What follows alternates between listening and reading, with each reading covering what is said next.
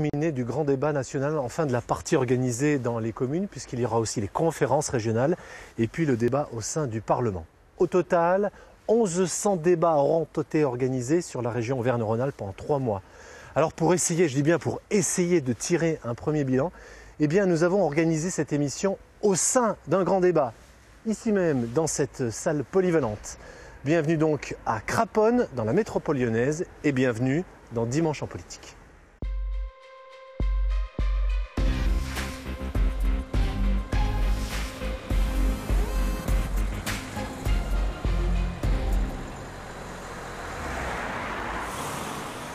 Nous sommes à 10 km à l'ouest de Lyon, dans ce que l'on appelle la première couronne de la métropole. En 30 ans, la population de Craponne a plus que doublé.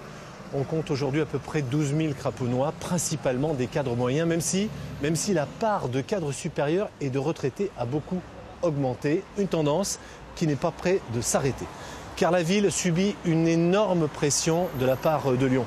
Du fait de sa proximité bien sûr, mais aussi de son attractivité avec 150 commerces, 70 entreprises, 4000 emplois locaux et un pôle de santé important. La ville a de quoi séduire les familles, mais aussi les personnes âgées. Alors, le ou les revers de la médaille, c'est d'abord un boom sur les prix de l'immobilier. Comptez 4 600 € le mètre carré dans le neuf, c'est quasiment des prix lyonnais. Et puis il y a les embouteillages pour accéder à la ville, aux heures de pointe. Et enfin, une population locale qui a tendance à vieillir.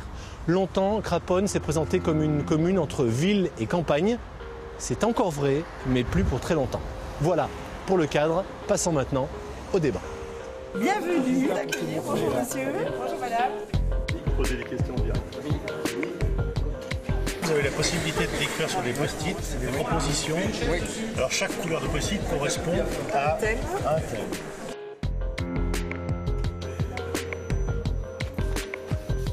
Si vous voulez le compte rendu de la réunion, vous laissez votre boîte mail. Bonsoir. Olivier Michel, je suis journaliste à France 3. Christian Masson, bonjour. Pourquoi avez-vous décidé de participer au débat ? J'ai décidé de participer au débat pour rencontrer les avis des autres, c'est-à-dire non pas simplement que mon avis, mais pour écouter toutes les questions qu'il pouvait y avoir, et aussi parce que je trouve que c'est un lieu extraordinaire pour se rencontrer, pour que des gens de multiples horizons puissent venir et échanger entre eux, et non pas rester uniquement avec ses amis et ceux qui partagent nos idées. Qu'est-ce que vous en attendez ? Écoutez, la première fois que j'assiste à un débat politique, c'est une amie qui m'a demandé de venir. C'est une grande découverte. J'ai posé une question. J'espère avoir une réponse. Voilà. Et est-ce que vous pensez que votre réponse peut devenir un texte de loi ? Non. Ah bon ? Je pense pas. Parce que sinon, s'il y aurait longtemps qu'il aurait dû être là. Comment vivre avec très très peu de retraite ? Voilà, ma question c'est ça.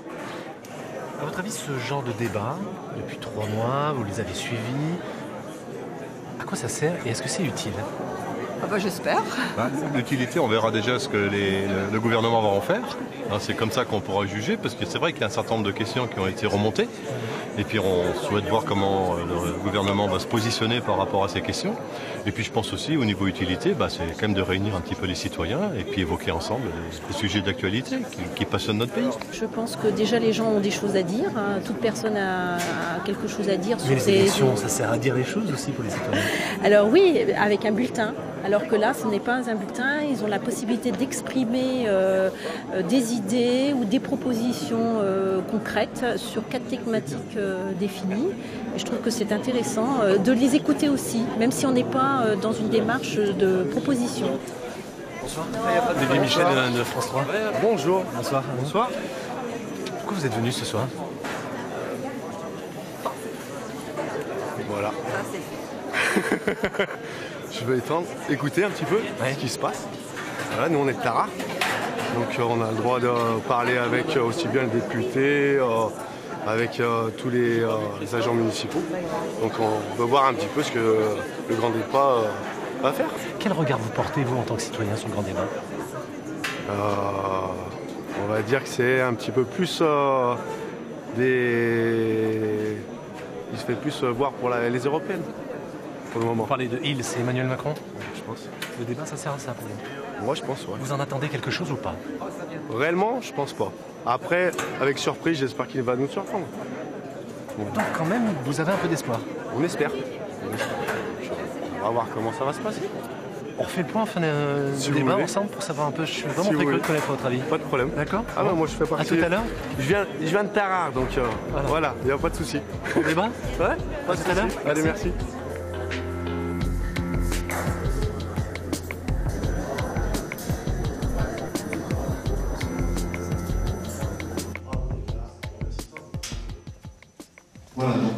Alors il est à peu près 20h43, vous voyez, il y a, on va dire, 200 personnes présentes, quelques gilets jaunes et puis des personnalités bien sûr, le maire de la commune, le président de la métropole et puis on attend la visite d'un ministre. Alors on a appris il y a quelques instants que ce serait Bruno Le Maire en fait qui viendrait, mais nous on n'est pas là pour le ministre du tout, bien sûr, on est là pour essayer de tirer ce premier bilan des débats publics, des débats nationaux. Le but, c'est effectivement que tous les sujets soient abordés. Je vous propose déjà d'essayer d'aborder les thèmes, de rester dans des thèmes. Je vous demande donc d'être, lorsque vous prenez la parole, d'être concis. Je l'ai dit, moi, à chaque débat que j'ai pu animer, il n'y a pas de bonnes idées et de mauvaises idées, il n'y a pas de bonnes opinions et de mauvaises opinions. Il y a des personnes qui s'expriment dans le respect les uns des autres, et on peut s'apercevoir, quand on est capable de s'écouter, on peut s'apercevoir qu'une vérité plus une autre vérité, ça peut construire une troisième vérité. Est-ce que quelqu'un veut commencer? J'espère. Un fossé s'est creusé entre les élus et les citoyens qui ne se sentent plus ou mal représentés. Les politiciens se sont éloignés des préoccupations des habitants et leurs décisions ne correspondent plus à la volonté des électeurs. Le RIC, référendum d'initiative citoyenne, est plébiscité par le peuple et c'est d'ailleurs l'une des principales revendications des Gilets jaunes. Un référendum, c'est une manière extrêmement réductrice de formuler des problématiques puisqu'on répond oui ou non à des questions qui sont souvent très complexes. Donc si on ouvre davantage l'accès au référendum, je pense qu'il faut en même temps, en contrepartie, mettre en place des obligations sous des formes à définir d'éclairage du débat. La vraie question qu'il faut se poser, c'est comment on en est arrivé là. Et je crois que chacun doit balayer devant sa porte. Effectivement, il y a sans doute certains élus qui devraient être plus proactifs, plus dynamiques dans leur contact avec les élus, avec les citoyens. Mais est-ce que les citoyens s'intéressent réellement à la vie de leur commune? Est-ce qu'ils s'intéressent réellement au travail que fait leur député?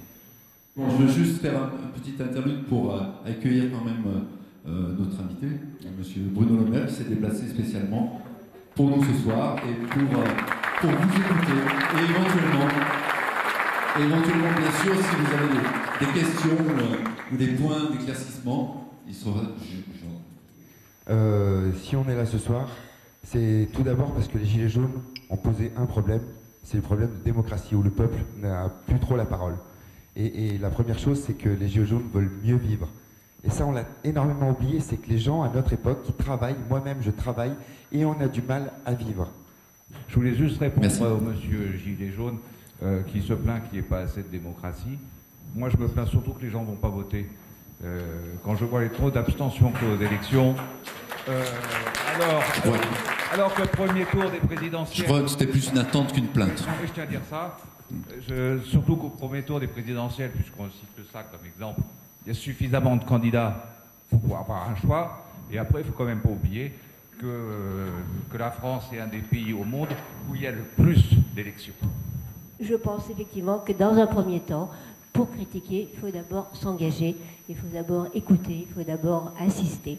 Et donc, on doit respecter, même si ça ne nous plaît pas, le choix de la majorité des gens, enfin, de ceux qui sont allés voter déjà, pendant 5 ans, et ne pas remettre ce choix en question.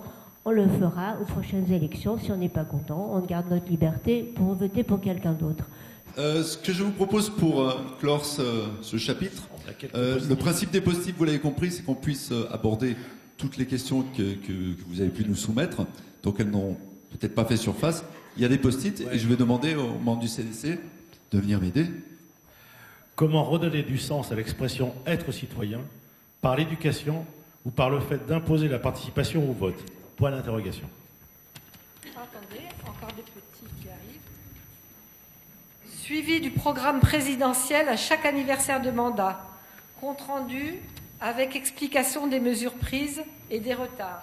si vous permettez, je propose que Monsieur le ministre, Monsieur Bruno Le Maire, puisse réagir à ce premier chapitre.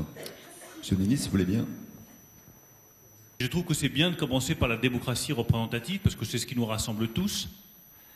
Et je pense que c'est ce qui est en jeu aujourd'hui en France et plus largement en Europe, où on voit que la démocratie représentative est fortement contestée.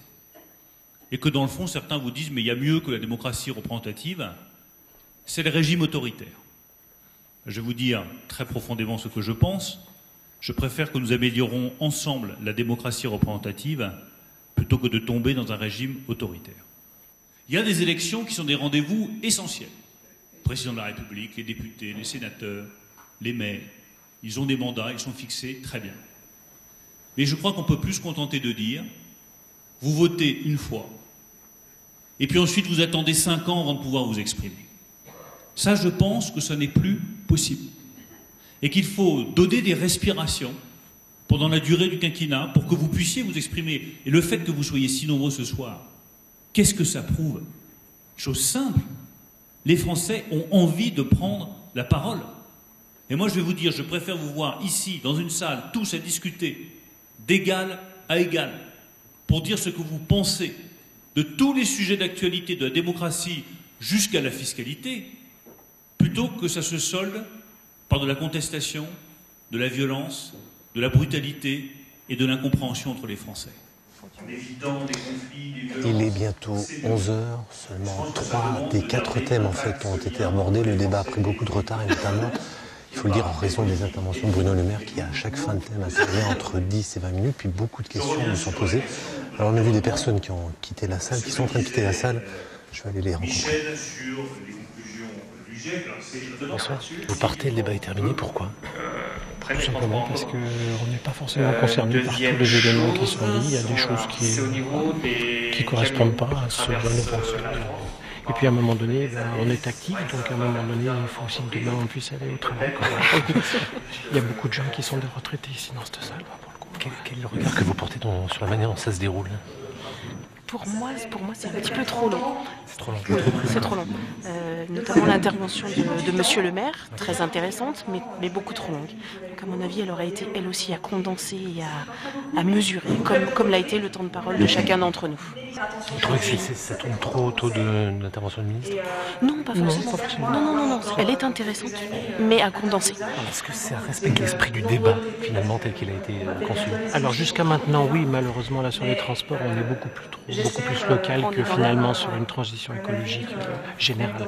Et donc c'est un peu dommage que là, on ne recentre pas justement sur quelque chose de plus national. Là, ici, on parle du métro, on parle de choses comme ça. Soit c'est intéressant, on est d'accord, mais ça reste pas du grand débat pour le coup. Donc, je suis entièrement d'accord. Bonne nuit. Merci beaucoup. Si d'autres personnes souhaitent réagir à ce qui vient d'être dit. On paye des taxes sur des taxes et des taxes et des taxes. Hein. Et moi, je n'arrive pas à savoir où sont reversées ces taxes. Avant de mettre en place des impôts, de rétablir tel ou tel, continuons à lutter contre la fraude fiscale. On fait des efforts pour aider nos enfants. Donc on fait des efforts en ce sens-là. Pourquoi nous mettre une CSG que je ne comprends absolument pas? Ça va, ma retraite elle baisse. Sans arrêt. Donc là, je peux plus. Hein. Bientôt, je vais aller au Resto du Cœur. Hein. Puis ça continue. Est-ce qu'on peut pas imaginer un espèce de grand plan de nettoyage de la France? Au moins, la France serait belle. Donc ça, peut-être que... Chaque année, depuis 4 ans, la France émet davantage de gaz carbonique et de gaz à effet de serre, année après année. Quel sens écologique ça peut avoir que d'aller faire transporter une tomate bio en plein mois de décembre qui vient... de l'hémisphère sud. Chacun a son rôle à jouer sur cette planète et donc les Français plus particulièrement. Et je pense qu'il ne faut pas rejeter en disant c'est toujours la faute des autres. Au bout de 4 ans, on peut sans doute considérer que la conclusion est évidente. La politique qui est conduite n'est pas la bonne. Ça veut dire qu'il faut inciter très fortement les entreprises à augmenter sans cesse leurs efforts en matière de recherche et développement. A-t-il l'intention de faire jouer un simple rôle d'entretien du paysage à nos agriculteurs Ou auront-on un rôle demain de nourrir la population en France? Mais moi, mon idée, c'est que je pense qu'il faut limiter la durée de vie de l'homme politique. La durée de mandat. Wow. Très très rapidement, 2 petites séquences pour conclure. Alors, je vais donner tout de suite la parole à Olivier Michel de France 3, qui a quelques petites questions à vous poser. Vous êtes fatigué? On est tous fatigués. Je vous remercie de m'accorder quelques secondes. J'ai des questions fermées pour vous, pour l'évaluation de ce débat. Si vous êtes d'accord avec la proposition que je vous fais, est-ce que vous pourriez, s'il vous plaît, lever la main?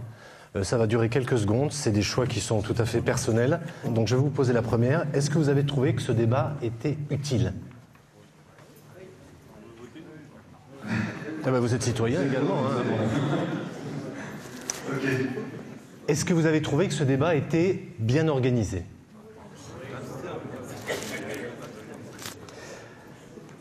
Certains membres de l'opposition ont dit que ce débat national était une, je cite, une supercherie, une mascarade de l'enfumage. Est-ce que vous êtes d'accord avec cette proposition? Alors, on lève la main si on est d'accord. Ouais. Est-ce que vous avez l'impression ce soir d'avoir été suffisamment écouté? Est-ce que vous avez l'impression ce soir d'avoir suffisamment parlé? Il n'y a que ceux qui ont parlé qui lèvent la main. Non, ça ne va pas du tout. Ça. Est-ce que ce débat vous a incité à vous engager plus dans la vie publique? C'est une excellente question. Enfin, toutes excellentes. Dernière question. Est-ce que vous pensez que ce débat peut influer sur la politique gouvernementale? Ce que j'entends, c'est que vous l'espérez tous. Voilà, merci beaucoup de votre contribution. Merci infiniment. Merci. Merci de votre attention. Bonne soirée, bon retour à tous.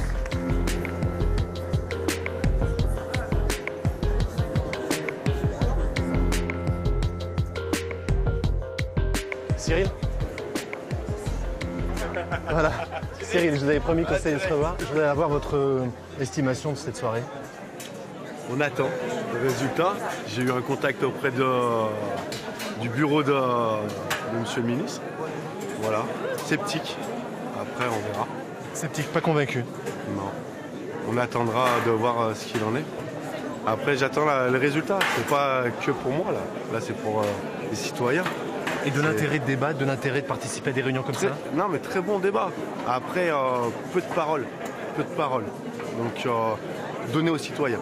Pas assez de temps. Ça devrait rester un tout petit peu plus longtemps. Des 7 heures comme M. Macron il a pu faire comme grand débat, ça serait peut-être à donner plus de temps, de parole à tout le monde. Vous n'avez pas eu suffisamment de temps de parler, de vous exprimer? Non, pas assez. C'est juste ça. Après, constructif. On verra par la suite ce que ça va donner. Ce soir, c'était quoi? Il y avait de la pédagogie gouvernementale aussi, parce que Bruno Le Maire a beaucoup parlé. Moi, j'ai beaucoup apprécié Bruno Le Maire.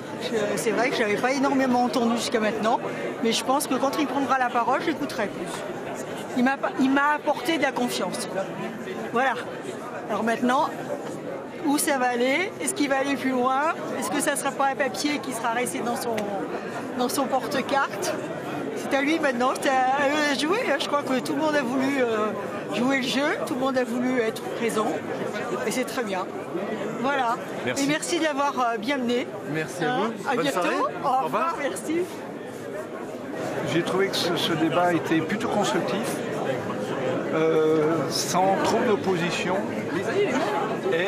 et donne envie effectivement de s'impliquer plus dans la vie publique. Et du coup, à quoi ça sert? J'aimerais avoir votre avis à vous deux. À quoi ça sert ce grand débat? Moi, je ne sais pas, mais c'est la première fois où on est dans un endroit où on écoute tout le monde. Et en dehors de donner son avis, c'est d'écouter l'avis des autres qui était absolument passionnant. Ça, c'est un exercice nouveau? Oui, tout à fait. Ah oui. Oui, parce que c'est l'essentiel de la démocratie, le débat. C'est vrai, mais ça n'arrive jamais à ce niveau-là. On le voit au travers de la télé, au travers d'autres instances, mais certainement pas en participation propre. Je rejoins assez bien ce que tu disais, ça donne envie de s'impliquer dans la vie peut-être un peu plus associative et communale. Est-ce que sincèrement, vous pensez que votre intervention, celle des citoyens qui étaient là ce soir, elle peut changer les choses à l'avenir, elle peut modifier la politique d'un gouvernement? On l'espère, puisque si on s'est déplacé, on a pris du temps, donc on espère que notre intervention va changer. Après, je pense que la France est tellement descendue bas que ça va être compliqué pour la relever et qu'il va falloir vraiment se retrousser les manches pour y arriver. Pensez-vous que ce débat national peut modifier, réorienter la politique du gouvernement? Sincèrement. Oui, on peut avoir un espoir. On est toujours un petit peu, comment dire, un peu en retenue pour répondre à cette question. Parce qu'on ne peut pas savoir ce qu'ils vont faire de... Vous avez entendu 1000 propositions, 1200 propositions. À l'échelon national, combien ça fait? On ne peut pas savoir comment ils vont arriver à décrypter ça. Mais ils ne peuvent pas ignorer ce qui s'est passé. Est-ce que ça, justement, ce décryptage, ce travail de synthèse, ça suscite un peu votre interrogation, voire votre inquiétude? Oui, un questionnement, parce que sur la masse, quand on pense à tous les débats qui ont eu lieu en France, il y a sans doute une masse d'informations, une masse de propositions. Comment est-ce qu'on va faire pour trier tout ça? J'imagine qu'il va y avoir des choses qui vont se recouper, mais ça paraît colossal quand même comme travail. Ils retiendront une orientation. Oui, ils retiendront une orientation. Je pense.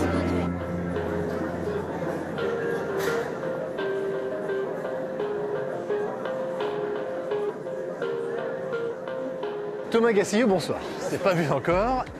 C'est votre 10e débat, vous allez organiser 10 débats. Quel bilan vous tirez de ces débats? Ces débats, j'en tire un bilan très positif. On voit déjà que le public répond présent.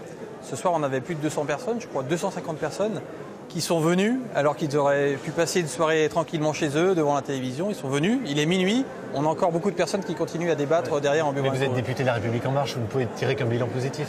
Mais non, même en tant que citoyen, en tant qu'élu local, demandez aux maires qui étaient ici. Quand on organisait des réunions publiques dans nos mairies, moi-même quand j'étais maire, on avait souvent 20, 30, 40 personnes. Aujourd'hui, on sent qu'il y a une vraie effervescence, il y a un vrai besoin d'échanger, de trouver tous ensemble des solutions. Oui, mais la question, c'est à quoi ça sert? À quoi ça sert? Ça sert déjà au fait que chacun se retrouve ensemble pour échanger à visage découvert. Que chacun se rende compte parfois aussi des injonctions contradictoires de la société. Il y en a qui veulent plus d'impôts, d'autres plus de services publics, c'est pas possible. Il y en a qui veulent plus de liberté, plus de sécurité en même temps, c'est pas possible.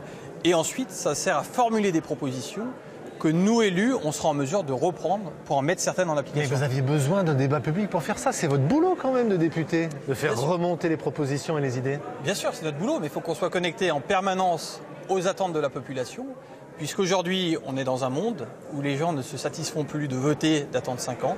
Ils veulent voter et ensuite être actifs dans le processus démocratique. Et vous n'avez pas peur qu'en fait, tout ça fasse pchit, comme disait Jacques Chirac, que finalement, ça crée un immense espoir et derrière, une immense déception?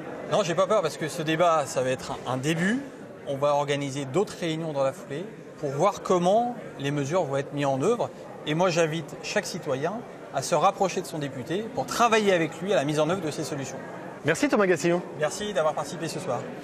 Alors on a entendu des élus, on a entendu des citoyens. Nous tenions dans cette émission à donner la parole aussi à quelqu'un qui étudie la démocratie participative, le débat public, et ce depuis 10 ans. Il est chercheur à l'université Lyon 2 et nous l'avons rencontré cette semaine à Bron. Bonjour Guillaume Gourgue. Bonjour Olivier Michel.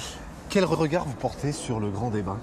Je porte un regard de quelqu'un qui étudie ces formes de débat à la fois à l'échelle locale et à l'échelle nationale depuis une bonne dizaine d'années et qui fait partie d'un ensemble de chercheurs qui font la même chose, qui étudient ces formes de débat public et qui est partagé entre d'un côté une impression que le débat a effectivement lieu, que les salles sont pleines, qu'on discute, on parle de tout un tas de choses, mais aussi une impression d'inaboutissement, ou en tout cas un problème fondamental qui est lié au début du débat et de sa mise en place, où finalement les instances qui étaient capables de garantir notamment son indépendance et son organisation, comme la Commission nationale du débat public, et notamment la Commission nationale, ont été écartées, effectivement, ont été mis de côté, et on se retrouve avec un débat finalement où le gouvernement est au four et au moulin, prétend assurer un statut d'indépendance alors qu'il s'est ostensiblement passé de ceux qui pouvaient lui garantir cette indépendance. Et donc moi je reste assez dubitatif et en attente de voir comment tout ce débat va déboucher sur quelque chose, quoi que ce soit en termes décisionnels. Alors les gens qu'on a rencontrés à Craponne cette semaine semblaient contents de se retrouver, semblaient contents d'entendre même les avis des autres. Ça vous étonne? Ça ne m'étonne pas du tout et c'est quelque chose d'assez familier en fait dans l'organisation même des débats. Quand on les observe ou quand on les vit, on voit qu'il se passe quelque chose, hein, toujours, que ce soit dans un budget participatif, dans un conseil de quartier, dans une conférence de citoyens. On a rarement des gens sur le moment qui sont saisis d'effroi sur la manière dont ça se passe. Par contre, moi, la question que j'ai, notamment du point de vue du politiste, hein, qui s'intéresse à la prise de décision publique, c'est comment on passe finalement de cette mécanique intéressante à quelque chose de concret en termes décisionnels. Et là, on va dire qu'on est en pleine improvisation et en plein marasme pour l'instant à ce stade au niveau du débat. C'est-à-dire, si je comprends bien, rien n'a été prévu pour associer finalement ces avis, ces propositions au processus de décision politique? Non, de mon point de vue, non. Et on nage dans l'improvisation qui est le maître mot de ce débat depuis le début, à la fois sur son organisation, où on a bricolé quelque chose, finalement sans faire confiance notamment à la CNDP. Et là, on est dans une phase où on nous promet une synthèse en un mois, ce qui est méthodologiquement impossible, hein, ne serait-ce que sur la plateforme numérique. Je ne vois pas comment c'est possible de tirer quelque chose de concret qui va permettre d'aller vers de la décision. Et donc, on improvise un peu au fur et à mesure, sachant que quand même, tout ça masque difficilement le fait que ce qu'on voulait faire, c'est surtout parler pour délégitimer aussi le mouvement des Gilets jaunes. Et puis après, ce qui ressortira du débat, finalement, n'a assez peu d'importance.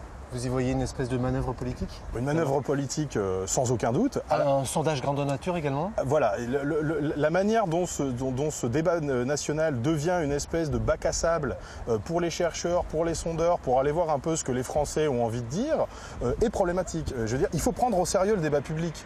Le débat public, c'est une procédure qui permet une autodétermination démocratique au niveau d'une population donnée.